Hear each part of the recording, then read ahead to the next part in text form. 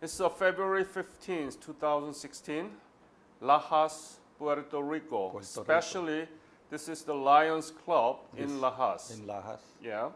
My name is Jong-woo Han. I'm the president of Korean War Legacy Foundation, which is mostly about the Korean War veterans' memories, their oral interviews and artifacts. But because U.S. has stationed after the Korean War in the Korean Peninsula, so we call those U.S. soldiers who stationed in Korea after the war as a Korea defense veterans. And I think you are the Korea defense veteran. Yes, sir. And that's why I'm doing this interview with you. But at the same time, I heard that your father was Korean War veteran. Yes, sir. This is great to see that generation after generation has committed to the country that you never knew before. Correct. This is great, and it's my great honor and pleasure to meet you and to be able to listen from you. Thank you. And I want to thank you for your gracious arrangement for the venue for our interview. The beautiful room and the beautiful outdoor there we've been doing for 2 days. You're quite welcome. And I want to thank you. Would you please introduce yourself, your name, and spell it for the audience? My name is Edwin, E-D-W-I-N, Vargas, V-A-R-G-A-S. Vargas. Vargas. Yeah. What is your birthday? I was born on 19 June, 1948, 1948. And where were you born? here in Lajas. Ah. Yes. So it's your hometown. This is my hometown. Uh-huh. Tell me about your parents when you were growing up. Well, when I was, shortly after I was born, I was about 2-3 years old. My father was in the active army, and he was assigned to B Company, 65th Infantry. Prior to that, he had been part of the occupation forces in Japan. Oh. And he'd been there for a little while, had a break in service, came back in, regular army, and was assigned to the 65th Infantry when it went to Korea.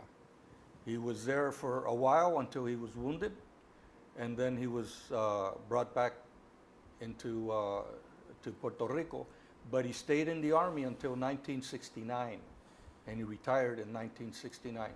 Before that, he also went to Vietnam. Wow. Yes. So theoretically, your father was World War II veteran, World War II. and then Korea and Vietnam. Correct. Hmm. Yes. So did he tell you anything about his service in the Korean War?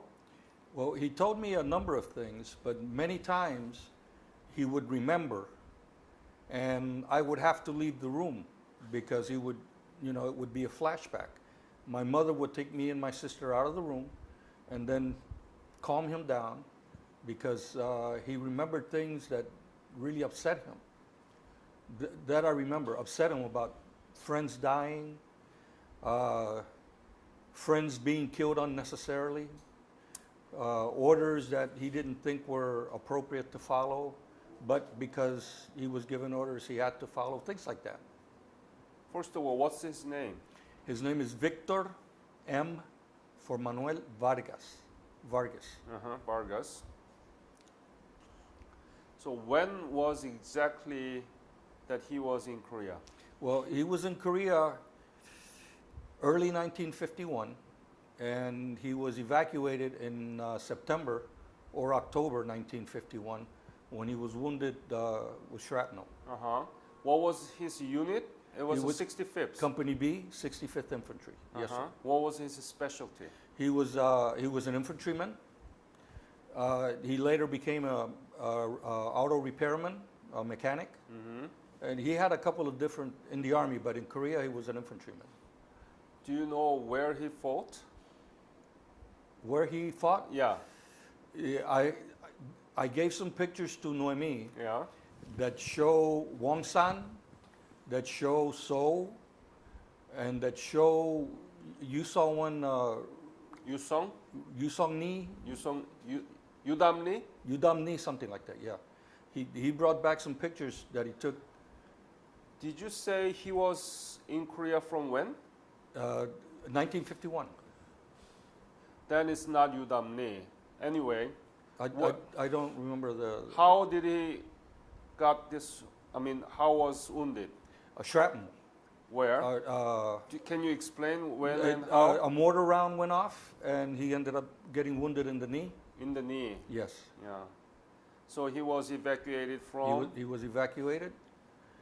He came back to Puerto Rico, and then continued in the army, because I remember going after that to Panama, to Massachusetts, to Germany, back to the States, to New Jersey, to South Carolina, and then he went to Vietnam, so we came back to Puerto Rico. Oh. Did he get the Purple Heart? Yes, he did. Yeah. When your father was in Korea, you were not born, right? I was 2, 3 years old, yes. 2, 3. I was born before that, yes. Okay. Do you remember anything that you heard from your father through letters or anything? No. He would write letters to my mother, but I was so small. Yeah. I don't. Did your mom ever tell you about any stories? No. No. How did your mom actually were able to support you guys while your father was in Korea? Well, he would send money home, plus my mom's family and his family would help. Mm-hmm. Yes. Okay. Looking back all those years, your father's service in Japan, Korea, and Vietnam, had you ever thought that you go to Korea and serve there? No, I wanted to follow in my father's footsteps, but I didn't think I would ever be sent to Korea. Right. And my father gave me some very good advice before I joined the army. First, he told me, go as an officer. Uh-huh. Do not go as a soldier. Life for soldier is not, it sucks. Second, he told me, don't ever ask a soldier of yours to do something you cannot do. If you want him to do something, make sure you can do it, and he will follow you anywhere. And it helped me a lot in the army. It helped me a lot. Yeah, absolutely. And some of them, they didn't want to join army because it's really, really difficult. So they want to be in the air or in the sea. Correct. Yeah. Correct. Did you know anything about Korea? No, not until I went there. That means that your father didn't tell you anything about Korea. Not about the country, no. Not about the country. What he told me was that it was a wasteland. No trees. When he left, Seoul was a wreck. It was in ruins. When I went, Seoul, I went in 75 and 76. Seoul had grown up a lot. Traffic was horrible. I was in Tandushan with the 2nd Infantry Division. Yeah. From there, I was sent to Camp Casey and Camp Liberty Bell in the DMZ. And that's where I had the opportunity to command the company in the DMZ. When your father began to talk about his experience during the war, he really got upset, right? He would, yes. He remembered good friends that he lost. It wasn't even during the dream, right? No. It was real time. Yes, and he didn't like to talk about it, but people would ask him, and then he'd talk about it, and sometimes he would get upset. Automatically. Yes. Wow. Did your father have PTSD? I think he did. Yeah. He never submitted paperwork for that, but I saw evidence that he did, yes. Now I recognize that it was PTSD. Yeah. When I was a child, I didn't. So you must be afraid of him at the time that when he was getting upset, right? Oh, yes, very scared. Yeah. Very scared because I didn't know who he was. That is the scar of the war. Yes. Yeah. Yes. So tell me about the school you went through. Well, I went to school in Mayagüez. Uh-huh. I also took ROTC. I was commissioned in 1972. So you become an officer. I went as an officer. You are a filial boy to your father. Yes. You listen to your father. I listened to my father. He also told me not to go infantry. but I wanted to follow in his footsteps, so I went infantry. Bad boy. Yeah. Yeah. So, what university were you in? I was in the University of Puerto Rico, Mayagüez campus.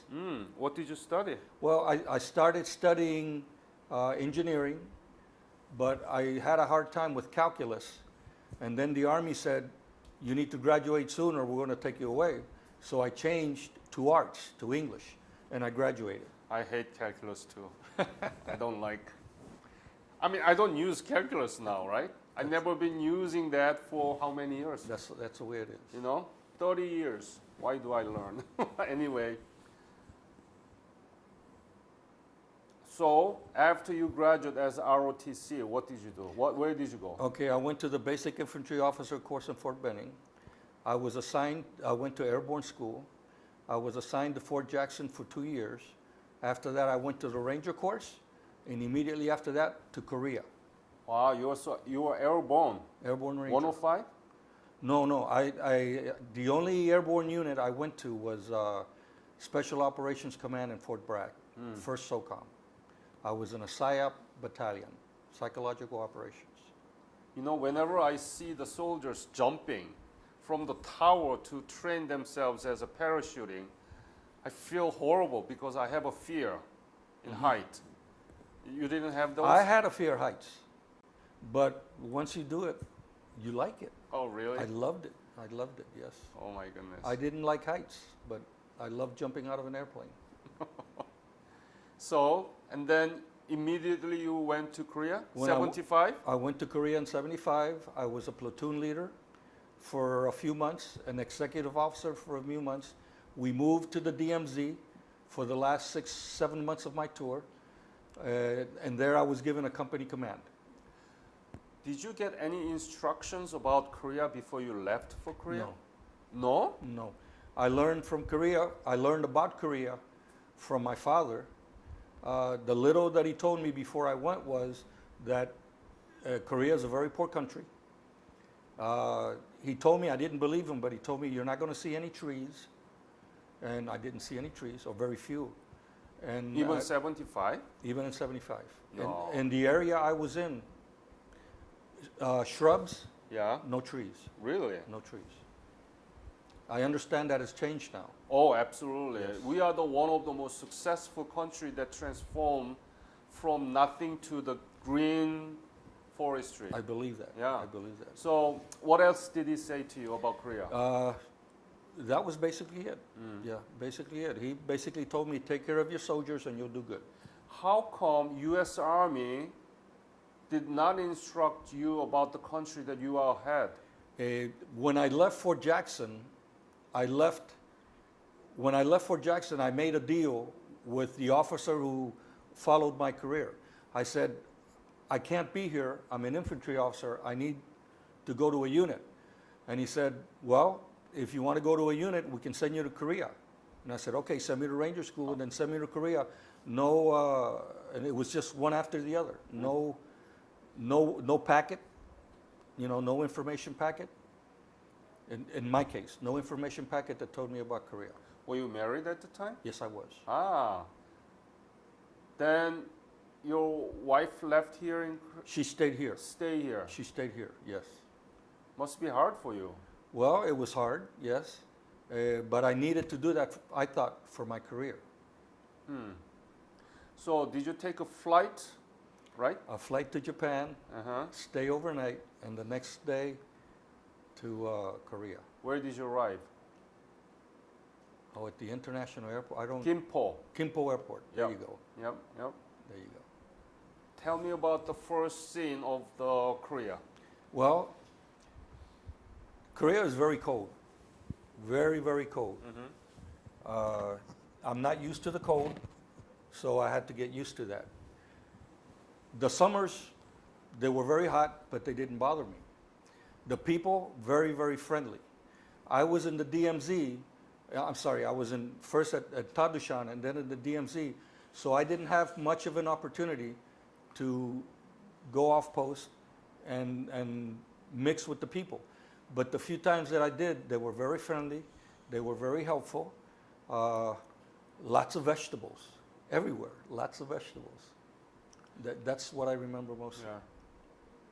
So, in frontline DMZ, what did you do? Tell me about details and what was your routine and were there any dangerous moments? Well, we would go out on patrols. I went on 3 patrols in the DMZ. One of them was overnight. But most of the time it was training within the compound for an eventuality. And as it happens,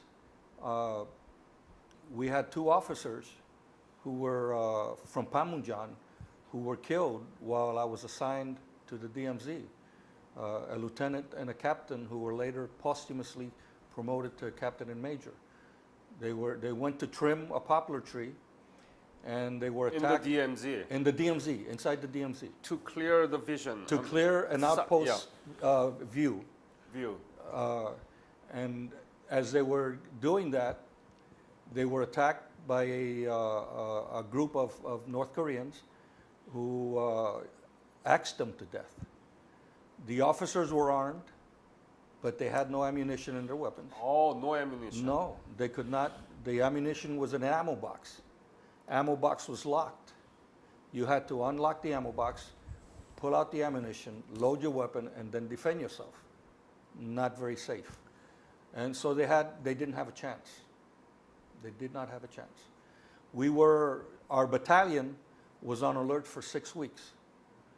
2 of our companies, or one company, went in with another in reserve to clear the area with a Special Forces Korean unit and tear down the tree. They tore down the tree. And the North Koreans disappeared for 3 days. They just disappeared. We left, and after 3 days, they came back. I know about that story. I know about that horrible incident because I was around teenager. You were a teenager. And we all really, really got angry about the inhuman, North Korean actions. And what did you feel when you hear about it? Horror. We felt pain for the family because the 2 officers had died. And we felt that there was no sense of fair play on behalf of the North Koreans. And of course, that's the way it is. There is no sense of fair play, in my view, still today on the North Korean side. You couldn't retaliate, right? No, the rules of engagement were very, very strict. That's why those officers had 45s, but no ammo. No ammo. No ammo. And I think the alert level was really highest, and the South Koreans were ready to attack them. But what happened? I'm sorry. The South Korean army was really military. No, we wouldn't let them. We would not let them retaliate. The United States would not let the South Koreans retaliate. Because that might instigate. That might instigate another. Reactivate the conflict, and yes. then, maybe draw China in again, and here we go all over again. Any other incident that you had? I'd like to tell you a story. Yeah. While I was company commander, one of my lieutenants went out on a drive with a Katyusha. The Katyusha was the driver. The vehicle hit a South Korean soldier. Hurt him, didn't injure him badly, but hurt him. The Koreans stopped the Jeep. They took my driver, the Korean driver, out of the vehicle. Oh, you were there? No, I was not there. One of my lieutenants was there. Oh, okay. They took the driver out and they arrested him. The lieutenant got in the Jeep and he went over to me and he said, "Look at what happened. Katyusha so-and-so is now under arrest in the..." The driver was Katyusha? He was a Katyusha. The driver was Katyusha. So he's one of my soldiers. My soldier is my soldier. I take care of him. I got on the Jeep with my driver, went to visit the South Korean company commander, also a lieutenant. He was also a lieutenant. And we had, a little bit of a... Were you first lieutenant? Or I was second? a first lieutenant. Okay. We had a few words, And he said, I am not giving you your katusa. He hurt one of my soldiers, and he is staying here. He is under arrest. And I said, okay, I'm not leaving here without my katusa.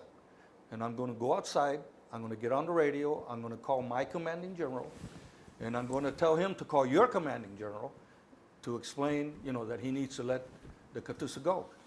And the lieutenant said, wait. And he went back to the room, and he came back out with my katusa, and he gave him back to me. Now, we didn't hit it off very good, the lieutenant and I, but after that, we became very good friends. Very good friends. To the point where when I left Korea, he gave me a commander's baton that they walk around with, and I still have it to this day in my house. Very good friends. And that katusa was so happy. I know. He was so happy. Yeah, I know. That I had pulled him out of there. I have many friends who are in Katusa. Still there are Katusas. My seniors been in Katusa, so I went to the barracks in Yongsan, 8th Army barracks of Katusa. I went to the bases. I had the officers club and so on. My father was Air Force General. Oh. Two-star general. He retired as a superintendent of Korean Air Force Academy. Korean Air Force Academy. And he was in charge of Daegu, the whole air base, Phantom, F4D. Air Force. So we used to go to officers club, and at the time in 1980s, it was a treat to be in the officers club and having New York strip, Well, the officers club in the DMZ was very small, and we didn't get much of an opportunity to go there because we were so busy. But during that incident, for example, that we were on alert for 6 weeks. The division stood down after 3 weeks, but we were still on alert for 3 weeks after that. What did you think about your service when you were in DMZ? DMZ, I've been there many times. It's a horrible place, but it's so quiet. It's a heaven for the animals. What did you think about it? I loved it. I loved it. I was following in my father's footsteps. Not doing the same thing, but I was where my father had been. And the description that he gave me of mountains with no trees, it was still true to that, back then. It may be different now, but it was still true back then. And so the only bad thing about Korea for me was I was away from my family. Yeah, must be hard. Yeah. So how was life in overall life, not in terms of military, but where you sleep, what did you do? No, it was pretty comfortable. We had our own barracks for the officers, and it was pretty comfortable. BOQ? Yes, similar to a BOQ. Yeah, BOQ. Yeah. What about food? Very good. Yes. Yeah, right? Very good. Yeah. Yes, very good. And I learned Pegogi. Yeah. I learned to eat that. Loved it. Oh, really? Loved it. Loved it. Loved it. I can tell you another story. Yeah. I came to Puerto Rico on emergency leave, and one of my sisters-in-law invited me to eat in a restaurant, what we call empanadillas. And I ate at the restaurant. It was good. And she says, what did you think of the food? And I said, the food was delicious. The empanadillas were delicious, but I ate dog. And she says, no, you didn't. No, you didn't. We don't do that here. I says, I've eaten it before. I know what it's like, and I ate dog there. 2 weeks later, El Imparcial, the newspaper, they closed the restaurant. Oh. Because they were selling food that involved dog meat. Really? Really.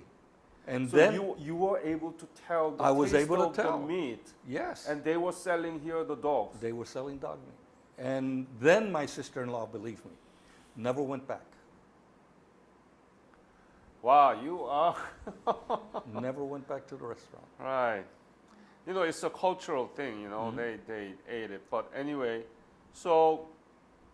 What was the kimchi, for me, very difficult. Yeah. So hot. Yeah. That I could not, that was very difficult for me. But the pegogi or kegogi? Next time I come here at Puerto Rico, I will have a training session of kimchi. so that you guys can adjust to it. Okay. Okay. We cannot live without a kimchi, Yeah. even a day. I'm missing this really badly now. Anyway, how much were you paid as a first lieutenant in 75, I 76? do not remember. I'll give you an example. When I went into the Army as a second lieutenant, I had $2,000 in my bank because I worked during the summers and things. By the time I became a first lieutenant, I had $500 in the bank. So it wasn't much. It was not much. Now, after I became a first lieutenant and with 3 years in service, then I was able to put money back in the bank. But the first couple of years were very difficult. You send the money back to your wife? No, she was with me, except when I was in Korea. No. What I'm talking about, when you were in Yes, Korea. yes. Yeah. She would get a check every month. Yes. Right. It's just like your father sent the money to your mother To when my you were a mother, child. When I was a child, yes. So history repeats itself. Exactly. Generation after generation. Yes. From Vargas family. Yes. Wow, that's very nice. Were you able to travel around Korea? No, I was able to go on missions around Korea. For example, to protect a missile site. But really travel, no. The only time I traveled was away from Korea to come to Puerto Rico and then go back. Go back. And have you been back to Korea? No. No? Do you know anything happening after you left in Well, Korea? I know that there's trees everywhere. I know that there's a subway now. There was not when I was there. I know that most of the road. I know that when I traveled, for example, from Camp Casey or from the DMZ to Seoul, it was a dirt road, and I understand now it's a highway. Absolutely. Now it's a highway.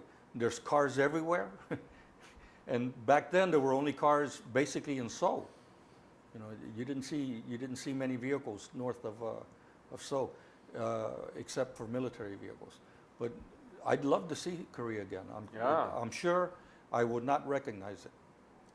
Korea is now 11th largest economy in the world. I believe It's a little bit bigger than Indiana state. We don't have drop of oil. We have nothing in terms of natural resources because most of them in North Korea. But you have very productive people. Thank you. Very productive people. We put the value of education up there. It's the education, and that all matters. That's the only way that the Korean people can, upgrade their status. And it's a long tradition. Well, and I believe you now have a very large middle class. We have a middle class. Pretty large middle class. Yeah, but these days every middle class in every country are squeezed. Yes, it's being squeezed. And we are the largest shipbuilder in Korea, in the world. And you're also a powerful automaker. Now, that's admirable. And do you know why I'm brag about it? I'm not bragging. I'm just pointing you about those facts. And the reason is because your father protected us from the communist attack in 1950, right? 51. Yeah. I mean, I'm talking about the Korean War. And you came after him. And you continued to serve U.S. military, but it was for the safety of Korea. Yes. That's why we were able to build our nation so strong. Well, I'm glad to have been a part of that. Yeah.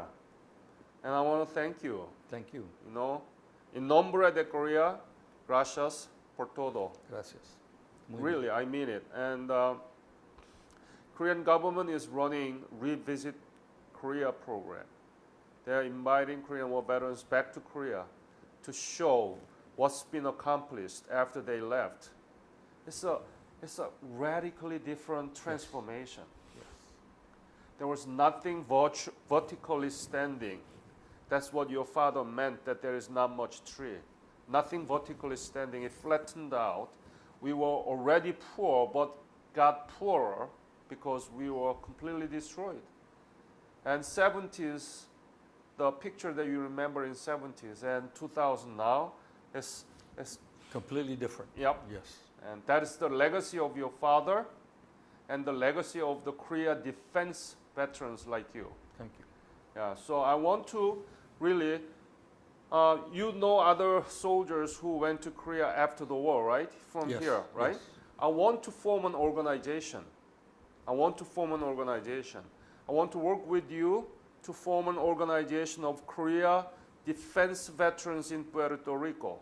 Okay. Okay? We can do a lot, many different things, okay? So Sure. let's keep in touch.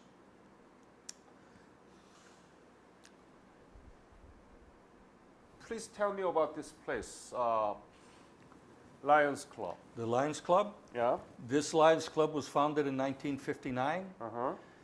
Initially, you had to be married to be a member of the club. Married? Yes. If you were not Why? married, that's what the rule was. If you were not married, you All Lions Club? I'm sure all Lions Club, but I know this one. We had our first female lion initiated in the year 2004. Uh-huh. And now we have in this Lions Club about better than 1/3 of the members are ladies, are females. Really? Yes. Should Very productive individuals. The what ladies. do you do? Well, we serve the community. We For example, we visit neighborhoods that need help with building, with housing, maybe helping to construct part of a wall or something like that. We also contribute every year for eye programs. The Lions have a very well-known foundation that is used to help people restore their sight. We help during catastrophes by providing food, water, clothing, bedding, anything that can be construction material that can be used to help the communities that are ravaged. And I'd like to make a comment about that. When some years ago, 6-7 years ago, I'm not sure exactly how many, there was a very strong earthquake in China. Okay, and the Chinese do not permit anybody to go in, and they permit the Lions to go in and help. The Lions have only one thing in mind, and that is to help, to serve. The Lions do not go in to find information or to make money. They go there to serve. They bring money. We say that we have to have money to be a Lion because we pay to serve. it's a membership. Yes. And it was founded in 1953. This one was founded in 1953, I'm sorry, Yeah. yes. And you were the president? I was the president When? in 2009 and 2010. Very nice. I really appreciating your arrangements to provide us the venue and all other arrangements. You're It's quite been welcome. wonderful. For us, it's an honor that first that you use the facility, also as a veteran, that you talk to our veterans and let them know what their experiences were during the Korean conflict. They're dying away. You know, that generation is there's very few left, and their voice needs to be heard. And I admire what you're doing, because what you're doing will teach the younger generations of Koreans, especially, never to forget that their country is a powerhouse, not because of their own efforts, but because of efforts of Americans, Puerto Ricans, Colombians, and other nations that help to provide that security. Absolutely. That's why we are doing this.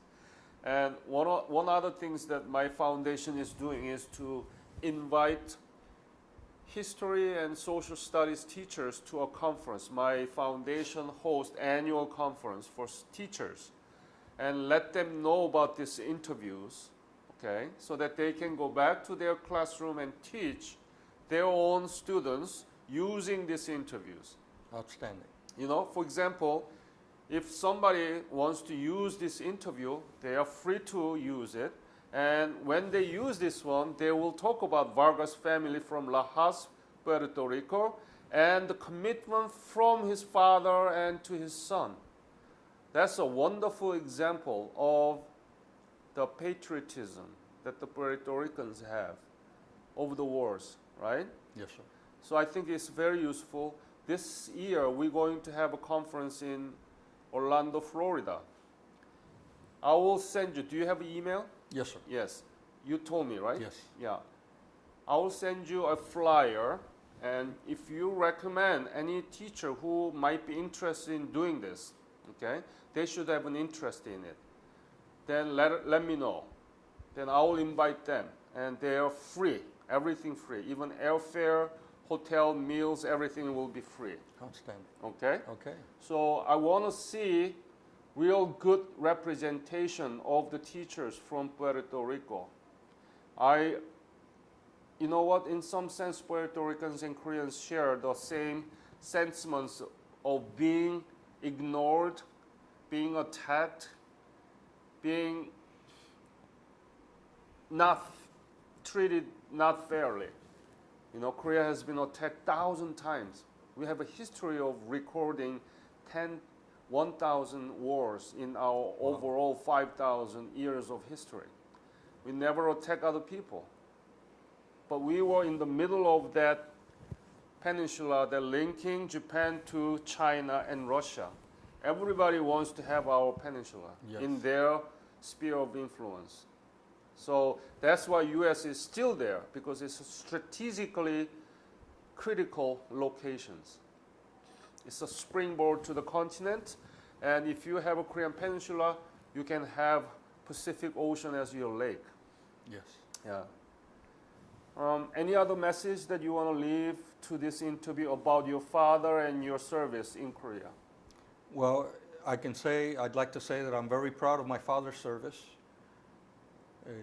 He lost a lot of good friends in Korea, and he never forgot them, and he never forgot his service in Korea. He didn't like to talk about it, but most soldiers are like that. When they've been in combat, they don't like to talk about their experience, and when they do, sometimes it affects them. Yeah. But I was very, very proud of my father's service. He was so proud of his service in Korea that, having been part of World War II and also in Vietnam, on his tombstone, the only thing he put was Company B, 65th Infantry, Korea. Wow. Where is he? Is he in the San Juan National Cemetery? No, he's here. Do you have a cemetery Yes, here? yes. It's not national. No, Okay. but he is here. Do you go often? At least twice a year. At least twice. Could you repeat your father's name again and the period that he served? Victor M. Vargas, and he served 1951. Unit. Company B, 65th Infantry Regiment. I salute him. I salute him, and I'm so glad to meet you and to hear from you about your father and your service Thank in you. Korea. On behalf of Korean nation and Korean government, I want to thank your father and continuing service of his son, Thank you. Edwin Vargas. Edwin Vargas, yes. Thank you very much. Thank you, sir. I hope to see you again soon. Hopefully, yes.